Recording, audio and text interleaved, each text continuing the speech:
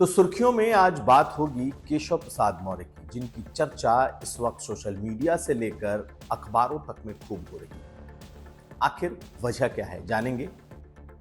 इसके अलावा इलाहाबाद हाईकोर्ट ने आखिरकार पाकिस्तान का समर्थन करने वाले एक पोस्ट और उसे पोस्ट करने वाले को जब जमानत दी है तो क्या कहा है, बहुत अहम है, ये भी बताएंगे। और छांगुर बाबा में क्या है नया अपडेट, तो ये खबरें सुबह की सुर्खियों में तफसील से।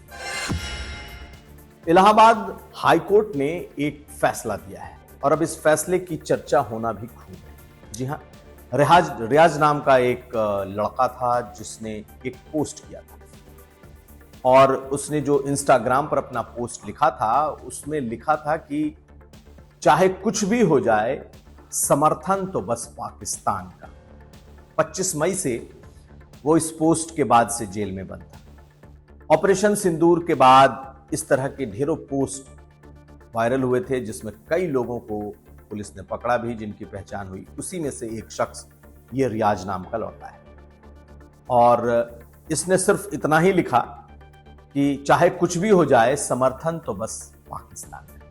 इसमें देश अपने भारत के प्रति और कोई बातें नहीं लिखी हुई, लेकिन अदालत ने उसे अब जमानत दी और जमानत देते हुए ये बोला कि पाकिस्तान का जो समर्थन करता हुआ ये पोस्ट है, ये देश के प्रति अपराध नहीं, बशर्ते कि इसमें देश के बारे में कुछ ऐसी बातें न लिखी गई हों जो आपत्तिजनक हों या फिर सीधे सीधे हमारी संप्रभुता और अखंडता को नुकसान न पहुंचाए। हालांकि इस फैसले के बाद इस पर चर्चा होना तय है, लेकिन इस एक पोस्ट के बाद जिस तरीके से बेल भी मिली है और बेल में जो के साथ साथ अदालत ने जो इस बारे में कहा है वो बहुत बेहद अहम है। अदालत ने इमरान प्रतापगढ़ी के एक केस का हवाला दिया है और उसमें कहा गया है कि जब भी देश के प्रति कोई बात होगी तो बहुत सावधानी से उसमें फैसले लिए जाने चाहिए। यही नहीं, अदालत ने रियाज को बेल देते हुए ये भी हिदायत दी है कि ये वैमनस्यता बढ़ाने वाला पोस्ट है और इस तरीके की पोस्ट न करें, ऐसी सामग्री सोशल मीडिया पर न डालें। लेकिन इस एक पोस्ट पर मिली बेल और उस पर हाईकोर्ट ने जो अपनी एक टिप्पणी की है वो बेहद चर्चा में रहने वाली है। उनका मानना है कि पाकिस्तान के समर्थन में लिखी गई बातें देश विरोधी नहीं हो सकती। अब यही एक ऐसी बात है जिस पर की चर्चा होगी, क्योंकि जिस वक्त ये पोस्ट लिखा गया उस वक्त ऑपरेशन सिंदूर चल रहा था और देश में पाकिस्तान एक शत्रु देश की तरह उसे ट्रीट किया गया और ऐसे में यहां लिखा गया पोस्ट कि चाहे जो भी हो, समर्थन तो बस पाकिस्तान का। ये अपने आप में ये दिखाता है कि कई ऐसे इंडिविजुअल्स, कई ऐसे लोग इस देश के भीतर हैं जिनकी कह सकते हैं आत्मा पाकिस्तान के साथ है। हालांकि अदालत ने बहुत हिदायत देते हुए इस पोस्ट को लिखने वाले रियाज को बेल दिया है। खैर, इस पर चर्चा होगी, हमारी नजर बनी रहेगी। पिछले कुछ वक्त से केशव मौर्य की चर्चा खूब हो रही है, वो चाहे अखबार हो या फिर सोशल मीडिया। यही नहीं, वो खुद भी अपने सोशल मीडिया हैंडल पर बेहद एक्टिव दिखाई दे रहे हैं। केशव प्रसाद मौर्य उत्तर प्रदेश के वरिष्ठतम नेताओं में हैं, ओबीसी के सबसे बड़े चेहरे हैं, लेकिन पिछले कुछ वक्त से या यूं कह लें कुछ सालों से उन्होंने खुद को पीछे रखा हुआ था, कह सकते हैं बैक सीट पर उन्होंने रखा हुआ था।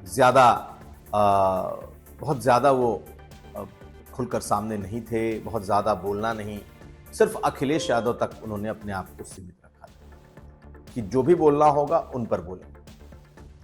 लेकिन हाल के दिनों में उनकी सक्रियता काफी ज्यादा दिखाई दे रही और चर्चा तो उनके नाम की निकल पड़ी है कई पदों को लेकर के।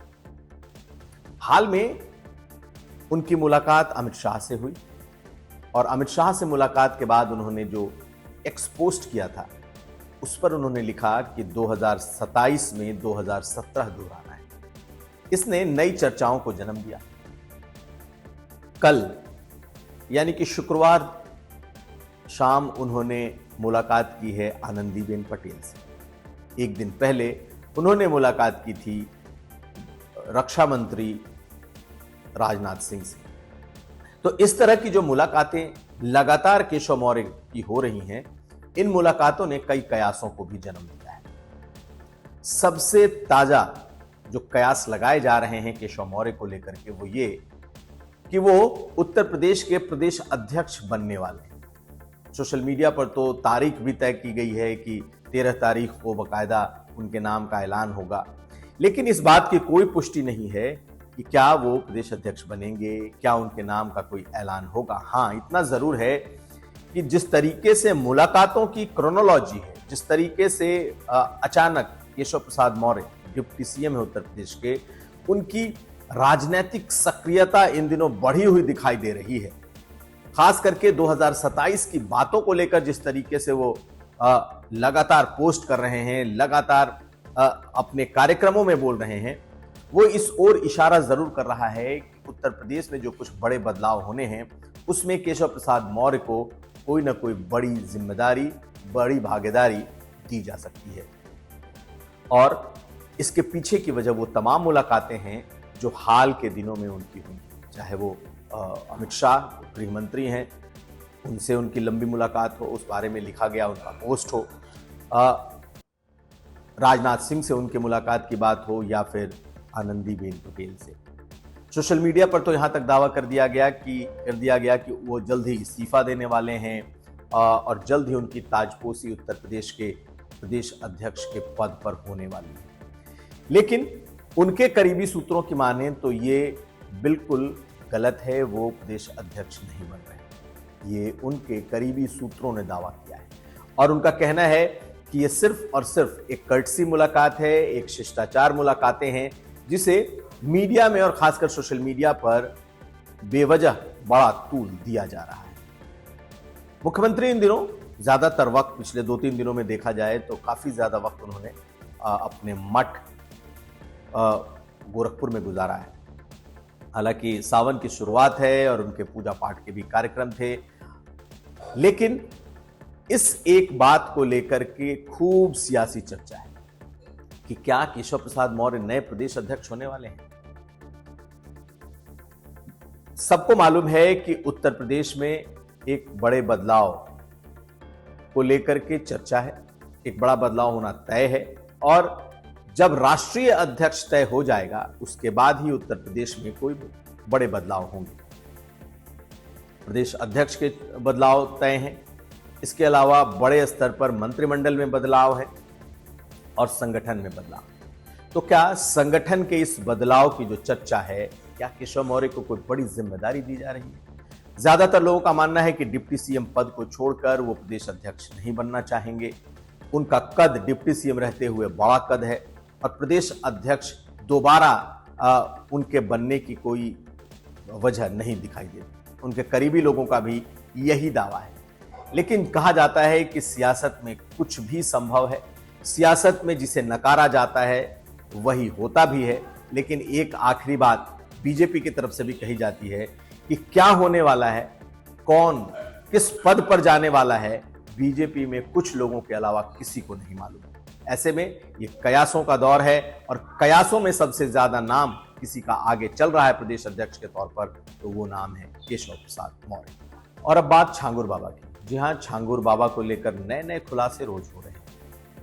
छांगुर बाबा को लेकर एटीएस की टीम बलरामपुर पहुंची। छांगुर बाबा और नीतू रोहरा, जो कि कन्वर्ट करने के बाद उनकी पहली डिसाइपल, उनकी शिष्या बनी, उसका पति, उसके बेटे, और इन लोगों ने जिस तरीके के धर्मांतरण का सिंडिकेट भारत नेपाल सीमा से लेकर देश के अलग अलग हिस्सों में, उत्तर प्रदेश के अलग अलग जिलों में फैला रखा था, उसे लेकर गहन पूछताछ और साथ साथ गहन इन्वेस्टिगेशन शुरू हो चुका है। छांगुर बाबा को बकायदा उनकी वो ध्वस्त की हुई कोठी दिखाई गई, साथ साथ जो इलाके ध्वस्त नहीं किए गए, यानी कि जो गैर कानूनी जमीन नहीं थी, उनके कमरों में ले जाया गया, उनसे एक एक सवाल पूछा जा रहा है। आपको बता दें कि सिर्फ उत्तर प्रदेश की एटीएस और एसटीएफ ही नहीं, देश की कई बड़ी एजेंसियां छांगुर बाबा उर्फ जमालुद्दीन से पूछताछ कर रही हैं। इसका बड़ा नेटवर्क सामने आया है। आजमगढ़ में इसके कई लोग 2023 में धर्मांतरण करते हुए पकड़े गए थे। वो सब छांगुर बाबा के गांव के थे और अब उस नेटवर्क का भी खुलासा हुआ है, जो न सिर्फ आजमगढ़ बल्कि सिद्धार्थनगर, भारत नेपाल सीमा, ऐसे इलाकों में धर्मांतरण का बड़ा सिंडिकेट चला रहे थे। परित्यक्ता महिलाएं, विधवा महिलाएं, अबला लड़कियां, ऐसे लोग इनके निशाने पर थे। शादियां कराकर धर्मांतरण कराना, लड़कियों को, भोली भाली लड़कियों को जाल में फंसाकर उनकी शादियां कराना दूसरे धर्म के लोगों से। यही नहीं, एक और एंगल इसमें निकल करके आया है कि जो ईसाई मिशनरी हैं उनसे भी बाबा ने डेटा शेयर किया कि कितने लोग ऐसे हैं जिनको धर्मांतरित कराया जा सकता है। तो ये तमाम बातें इस वक्त न सिर्फ जांच एजेंसियों के रडार पर हैं, बल्कि खूब जबरदस्त तरीके से इन्वेस्टिगेशन भी उसका चल रहा है। आपको बता दें कि 2023 में आजमगढ़ में 4 लोग पकड़े गए थे। 3 छांगुर बाबा के बलरामपुर के गांव के थे और वहां भी दलित बिरादरी के लोगों का एक बड़ा कन्वर्जन का रैकेट पकड़ा गया था। कई लोगों को इन्होंने तब कन्वर्ट किया था। अब जब छांगुर बाबा पकड़ा गया है तब ये पूरा रैकेट खुलकर आया है कि 2023 में पकड़े गए ये सभी लोग छांगुर बाबा के लिए अलग अलग जिलों में धर्मांतरण का रैकेट चला रहे थे। पुलिस और इन्वेस्टिगेशन एजेंसियां इस पूरे इन्वेस्टिगेशन को फिलहाल अंजाम दे रही हैं। आपको आखिर में ये भी बताएं कि ये पूरा मामला प्रधानमंत्री ऑफिस तक पहुंचा है। बाबा का कोई करीबी वसीउद्दीन नाम का एक शख्स, जिसने 5 पन्ने के एक पत्र में बाबा के तमाम कारगुजारियों को पीएमओ तक भेजा और पीएमओ से इस मामले में कार्रवाई की बात जब सामने आई, उसके बाद राज्य सरकार भी हरकत में आई और उसने एक बड़े स्तर पर इस इन्वेस्टिगेशन को शुरू किया। देखना है इसमें से निकलता क्या है। तो ये थी सुबह की सुर्खियां। हम कल फिर हाजिर होंगे। आप हमें दीजिए इजाजत। देखते रहिए यूपी तक।